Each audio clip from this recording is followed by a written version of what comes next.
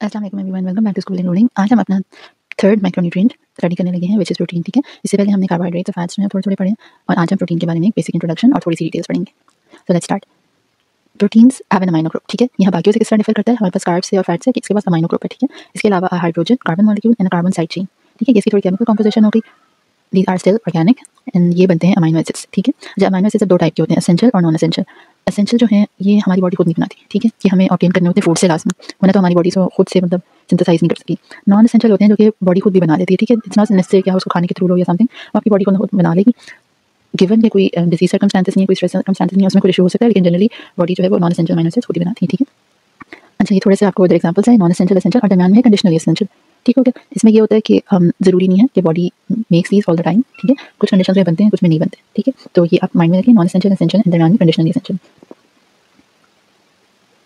अच्छा, हम देखते हैं प्रोटीन की डाइजेशन कैसे होती है। स्टमक जो है वो HCl रिलीज़ करेगी। ठीक है, जो कि प्रोटीन के स्ट्रैंड्स जो हमने इनटेक किए हैं उनको डीनेचर करेंगे। ठीक है, अच्छा अब ये कैसे होगा, जब हमारी बॉडी के अंदर प्रेजेंट होती है पेप्सिनोजन इन एक्टिव फॉर्म में, जब HCl रिलीज़ होगा तो उसको एक्टिव कर देगा, उसको पेप्सिन बना देगा। अब पेप्सिन क्या करता है, पेप्सिन जो है प्रोटीन्स को स्मॉल पॉलीपेप्टाइड्स में ब्रेक कर देता है, मतलब स्मॉलर चेन से ब्रेक कर देता है। ठीक है, अब स्मॉल इंटेस्टाइन ने रिलीज़ किया pancreatic juice and intestinal proteases, ये जो हैं उसके साथ मिलके हाइड्रोलाइज करते हैं पॉलीपेप्टाइड्स को further into tripeptides, dipeptides and finally amino acids. देखने पहले ट्राइपेप्टाइड्स 3 चेन, डाई 2, फिर फाइनली अमीनो एसिड 1 यूनिट। ठीक है, जो कि एक्टिवली ट्रांसपोर्ट हो जाते हैं सेल्स में एंड उसके बाद ये ब्लड स्ट्रीम के अंदर रिलीज होते हैं। अच्छा, प्रोटीन के क्या रोल्स होते हैं हमारी बॉडी में, हम इतनी पिछली सारी चैप्टर से पढ़ रहे हैं कि अच्छा प्रोटीन प्रिजर्व करना है, उसको कोशिश करना है कि वो एनर्जी ना दे, कार्ब्स दें, फैट्स दें, तो मतलब क्यों, क्या मकसद है। ठीक है, अब हम इससे पढ़ेंगे।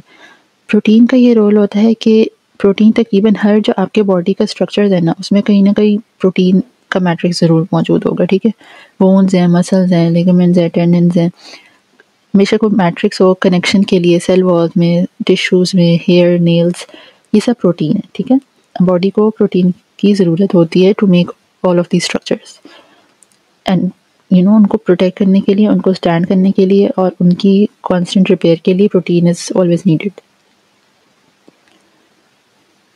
अच्छा, नेक्स्ट है regulation of fluid balance. Body के अंदर बहुत ज़्यादा फ्लूइड ना हो जाए, ठीक है, बहुत कम ना हो जाए, सेल्स के अंदर बहुत ज़्यादा ना हो जाए, सेल्स के अंदर प्रोटीन ज़्यादा ना हो जाए, ये सब फ्लूइड बैलेंस, जिधर पानी इकट्ठा होना है जिधर नहीं होना, ये सब कुछ जो है ना प्रोटीन मैनेज कर रही होती है। ठीक है, ये रेगुलेट कर रही होती है। ठीक है, इसमें और भी बहुत सारी चीज़ें इन्वॉल्व हैं, लेकिन प्रोटीन इज़ वेरी इंपॉर्टेंट। आप सुनते होंगे कि बॉडी में एडीमा हो रहा है, ये हो रहा है, तो क्या होता है, कोई ना कोई इसका लिंक होता है with protein, with other issues, और फिर बॉडी के अंदर पानी इकट्ठा होना शुरू हो जाता है। ठीक है, अब इसमें ये नहीं है कि बिल्कुल प्रोटीन नहीं है सारा काम करना है, इसमें डिजीज़ कंडीशंस भी होते हैं, ज़रूरी नहीं है सिर्फ प्रोटीन की कमी या ज़्यादती से ये इशू हो रहा हो। ठीक हो गया।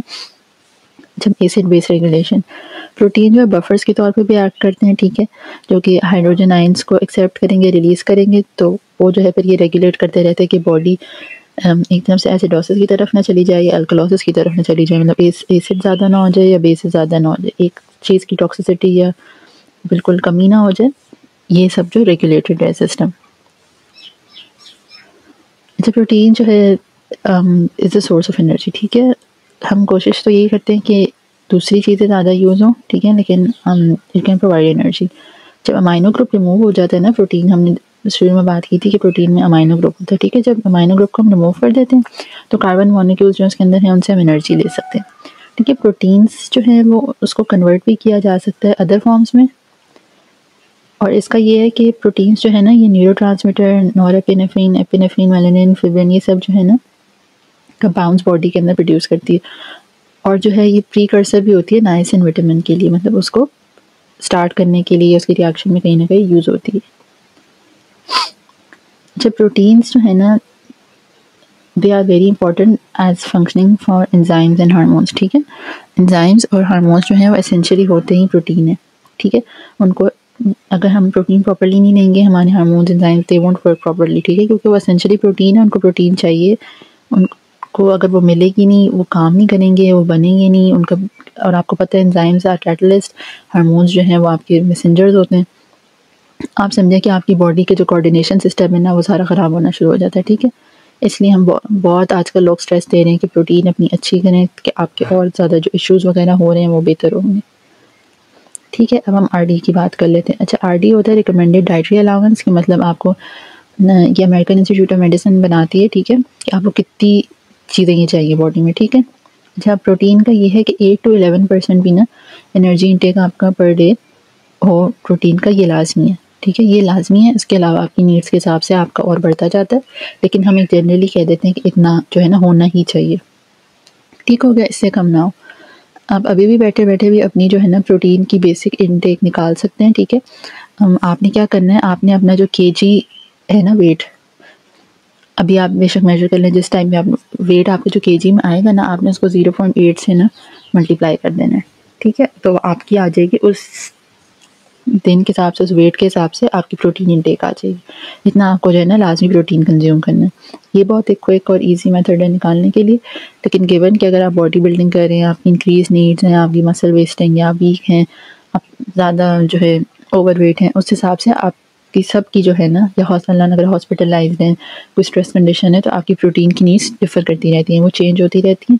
तो बेस्ट यही है कि आप किसी प्रोफेशनल डाइटिशियन, न्यूट्रिशनिस्ट, डॉक्टर किसी से भी जो है रिकमेंडेशन लें, और फिर अपनी जो है प्रोटीन नीड्स वगैरह कैलकुलेट करवाएं, और फिर उस हिसाब से प्रॉपर्ली प्लानिंग करें। लेकिन एक जनरली जो हमारे पास आरडी है, रूल ऑफ द थंब, उसके हिसाब से जो है हम 0.8 से 1 तक कह देते हैं कि आप पर ग्राम पर केजी पर बॉडी वेट आप जो है ना पर डे इतना ले सकते हैं, ठीक हो गया।